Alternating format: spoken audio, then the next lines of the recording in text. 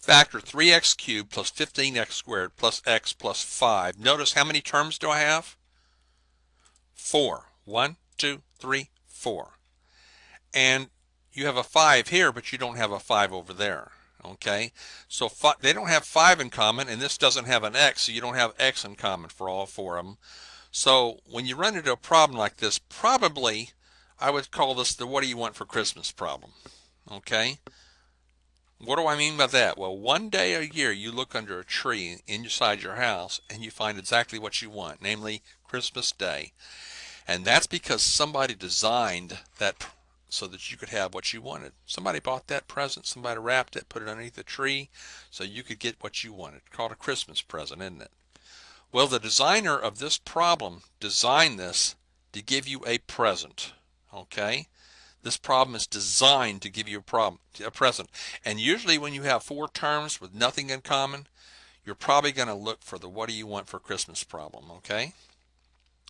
Okay, now let's look at this a little closer. We have 3 with a couple of 3x's, x cubed in other words, and 15 is 3 times 5, and then you have 2 x's. And then you have your x and you have your 5. Now look at the first terms here. What do they have in common? What else do they have in common? And they also have another x in common. So if we pull the yellow out, I'll pull 3xx out of both of these. I'll write that as 3x squared.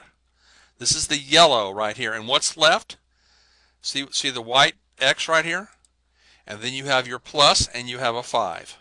All right? Now, what do you want for Christmas? Another one of these. Okay, real life, you'd have a 6 right here or a 5.1, and it wouldn't match up perfectly with this. But the designer of this problem is designing this so the minute you get this right here inside the parentheses, you're going to write it again. Hence, what do you want for Christmas? Now, why does it work that way? Because somebody set it up that way. Just like Christmas. Somebody put, what? X plus 5 under your tree. All right?